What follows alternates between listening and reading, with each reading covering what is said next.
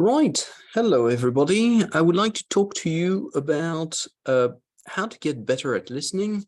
So I'm going to give you some tips to get better at listening, especially when you are not in an English-speaking environment.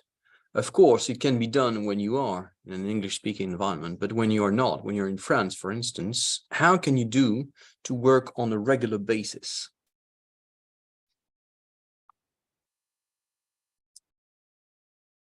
Right.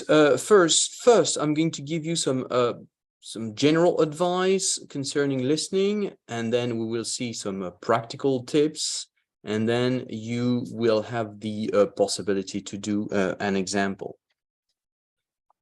So, general advice is you have to understand that your capacity to understand spoken English varies according to several factors.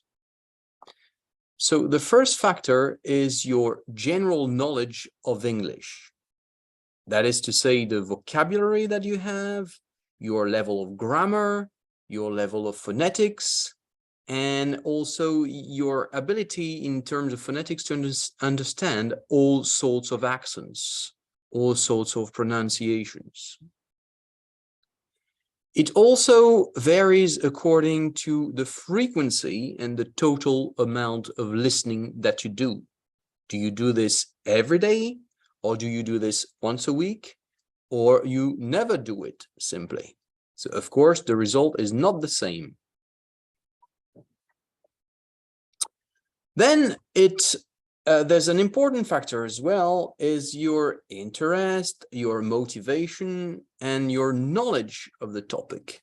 Of course, if you're interested, motivated, if you know the topic very well, that'll be easier to understand.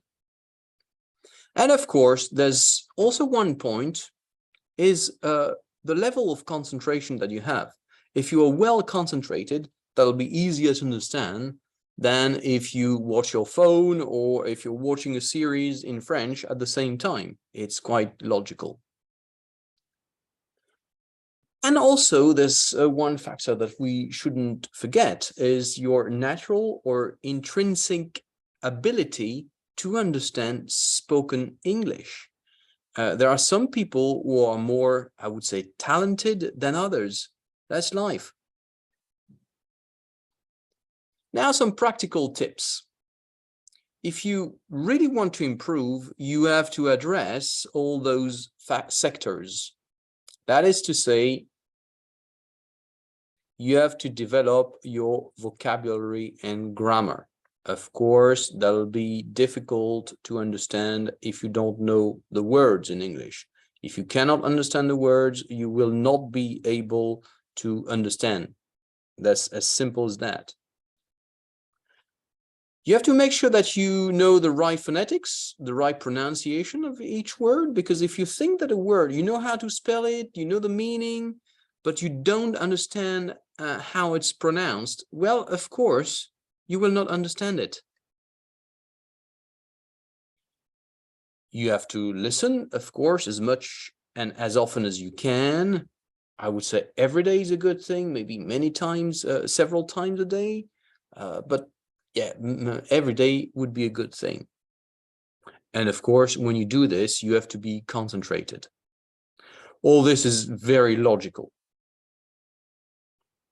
Then, in the practical tips, you have two main possibilities. And I will start with the first one that everybody knows. A lot of people already do this. This is something that I call extensive listening. You have another possibility, is what I call intensive listening. So now what's the difference between the two? Extensive listening, it's simply to watch any video, any movie, series that you find interesting, as you would do in your own language. And I know that a lot of people already do this. They watch series, they watch things in English, which is quite good. So this is the extensive. Why extensive? Is because it's over a fairly long amount of time, long period, maybe 30 minutes. So for a series, it can be a bit more maybe. And without stopping, and without trying to understand all the details. So this is the extensive aspect. Now the intensive, as opposed to the extensive, what you can do is you take a video that you find interesting, but this time a short one, a fairly short one. I give you my advice of 1 minute to 3 minutes. If it's longer than this, that can be difficult. So what do you do with this video? First step, you watch the video without subtitles, simply. Second step, you watch it with English subtitles. It can be also at reduced speed. It's very practical on YouTube because you can use the reduced speed. I think the 0.75 is quite good because it's not too slow, but it makes you more comfortable with the speed. When you do this, you have to make sure that you grasp the meaning, that you understand basically what is said. Maybe not every detail, but you grasp most of what is said.